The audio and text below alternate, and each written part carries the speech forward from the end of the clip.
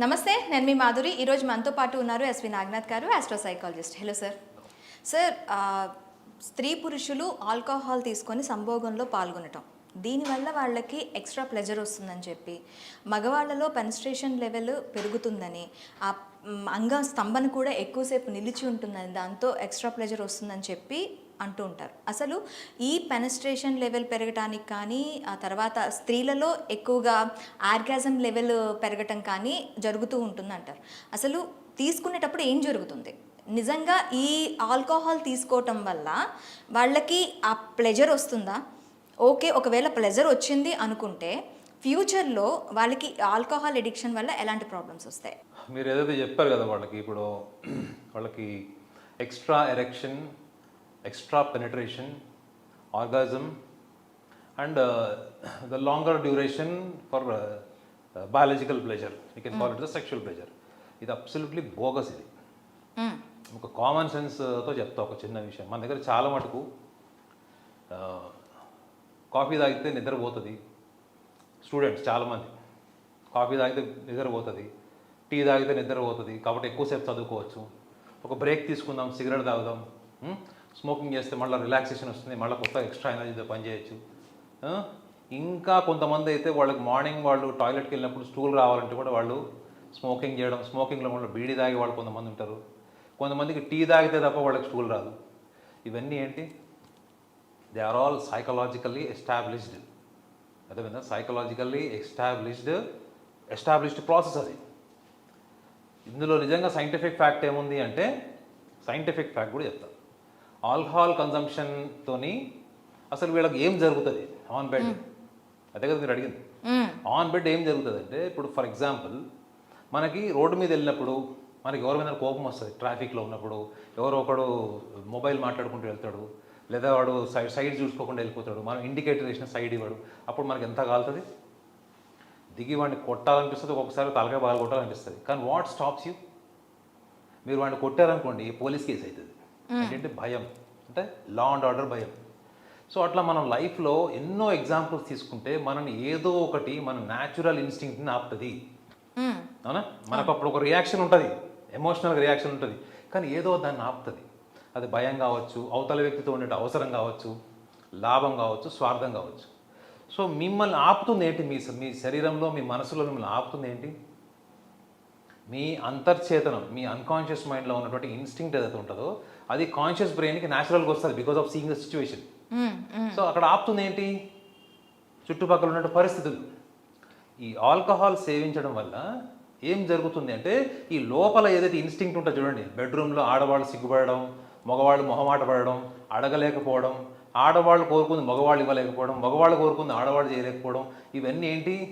కోరికలు ఇద్దరికీ ఉంటాయి, బీభత్సమైన కోరికలు ఉంటాయి. కానీ ఏది ఆపుతుంది వాళ్ళని? వాళ్ళు వాళ్ళు వాళ్ళు వాళ్ళు సంభోగం చేస్తూనే ఉంటారు, వాళ్ళకి సంవత్సరాలు నెలల పాటు జరుగుతూనే ఉంటుంది. కానీ వాళ్ళకి ఎక్కడో ఒకటి ఏదో కోర్ సాటిస్ఫాక్షన్, కోర్ డిజైర్ వాళ్ళు టచ్ కాలేకపోతారు. ఎందుకు అంటే వాళ్ళు మిగతా చూస్తారు, సినిమాలో చూస్తారు, పోర్నోగ్రఫీ చూస్తారు, దాంతో కంపేర్ చేసుకుంటారు అనమాట. అరే మనం ఈ లెవెల్ పర్ఫార్మెన్స్ ఎందుకు చేయట్లేదు, మనం ఎందుకు చేయకూడదు, ఇద్దరికి ఉంటుంది వైస్ వర్సా. కానీ ఏది ఆపుతుందంటే వాళ్ళలో సిగ్గు, బిడియము, ఆ లోపల ఉన్నటువంటి సెన్చువల్ థాట్స్, అది ఎక్స్టసీ, ఆ ప్లెజర్ ఏదైతే ఉంటుందో అది ఏది ఆపుతుంది అన్న ఒక రీజన్ని అవాయిడ్ చేయడం కోసం మాత్రమే వీళ్ళు ఆల్కహాల్ కన్సంప్షన్ చేస్తారు. కానీ వాళ్ళకి ఇంత థియరీ ఉంది దాని వెనకన్న సంగతి వాళ్ళకి తెలియదు. ఓకే, వాళ్ళకి తెలియదు. కానీ ఏం జరుగుతుంది? ఆల్కహాల్ కన్సంప్షన్ చేసి ఈ సెక్స్లో పార్టిసిపేట్ చేసే వాళ్ళ మీద కూడా రీసెర్చ్ జరిగింది. ఓకే, వీళ్ళు ఏం చేస్తారు? దానికి అలవాటు పడిపోతారు. సో డైలీ ఏమనుకుంటారంటే, వాళ్ళకి సబ్జెక్టివ్ అంటారు అనమాట. సబ్జెక్టివ్ ఒపీనియన్ ఏంటంటే, కొంతమందికి ఎక్స్ట్రా ప్లెజర్ ఉంటుంది, కొంతమందికి అసలు ఉండదు. Okay, it is subjective, it is not just scientific. అందరికి ఒకటే రీతింగ్ ఎందుకు ఉండకూడదు? ఆల్కహాల్ అందరూ తీసుకుంటున్నారు కదా. కానీ ఇది సబ్జెక్టివ్ ఒపీనియన్ ఏంటంటే, కొంతమంది పర్సన్ టు పర్సన్, ఇది కూడా ఒక పర్సన్ టు పర్సన్ అనేది డిఫరెంట్ గా ఉంటుంది. That is not subjective analysis. Okay, subjective opinion ఏంటంటే, ఒక 100 మంది కపుల్స్లో తీసుకుంటే 10 మందికి ఉండొచ్చు, 5 మందికి ఉండొచ్చు, లేదా 20 మందికి ఉండొచ్చు. కానీ ఈ 20 మందికి ఉంది, 10 మందికి ఉంది కదా అని చెప్పి అందరినీ మనం ఒకసారి, అరే ఇది బాగుంది, థియరీ బాగుంది, alcohol consumption then having sex and all, absolutely subjective and individual personal experience.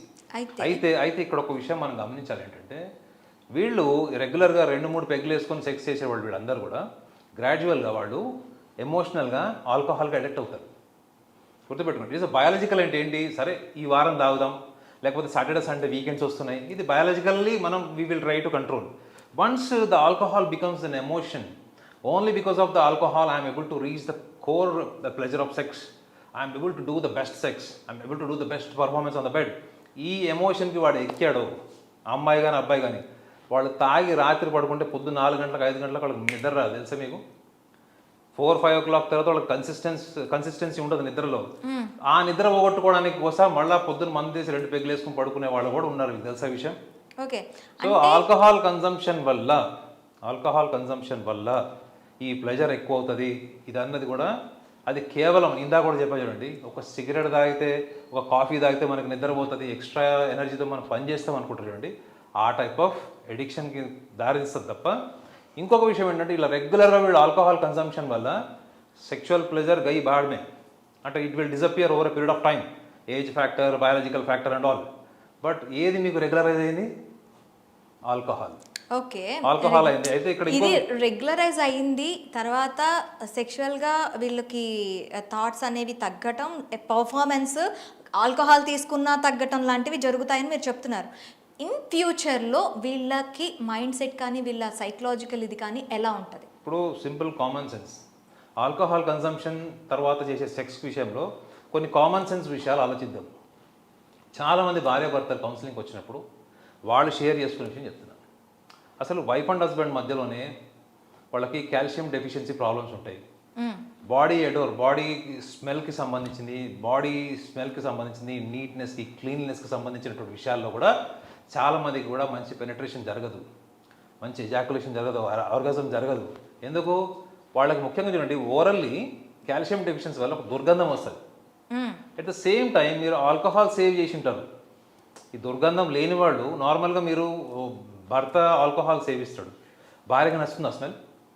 భార్య సేవిస్తే భర్తకు నచ్చుతుందా? ఇద్దరు కూడా వాళ్ళిద్దరు ఆల్కహాల్ సేవించి ఆ స్థాయికి వెళ్ళిపోయి వాళ్ళు సెక్స్ చేస్తున్నారు అనుకోండి, ఫర్ ఎగ్జాంపుల్ చేస్తున్నప్పుడు అక్కడ ఆలోచించాల్సిన విషయం ఏంటి? మీరు ఆల్కహాల్ వల్ల డెవలప్ అయ్యేటువంటి సెక్షువల్ ప్లెజర్ని మీరిద్దరు కూర్చొని మాట్లాడుకొని verbally, emotionally, sensually when you talk, నువ్వు అల్టిమేట్గా ఏం చేస్తున్నావు అంటే, మందు కొట్టినప్పుడు నీకు అదే భార్య ఒకలాగా కనిపిస్తుంది, అదే భర్త ఇంకోలాగా కనిపిస్తాడు. సో అక్కడ మీకు ఏమనిపిస్తుంది? చాలా హాట్ ఉంది, చాలా టెంపర్డ్ ఉంది, అగ్రెసివ్ ఉందని అనిపిస్తుంది. ఇదే అగ్రెసివ్ బిహేవియర్ని మీరు external factor, alcohol is external factor, అవును కదా. ఈ ఎక్స్టర్నల్ ఫ్యాక్టర్ వల్ల ట్రై చేయడం బదులు మీ ఇంటర్నల్ ఫ్యాక్టర్స్ ఇవి లవ్, ఎమోషన్, కమ్యూనికేషన్, ఓపెన్నెస్, అట్లా మీరు మాట్లాడుకుంటూ డెవలప్ చేసుకునే దాంట్లో మీకు హెల్త్ ఇష్యూస్ లేవు, అవును, అడిక్షన్స్ లేవు, you are not emotionally becoming weak for an alcohol addiction.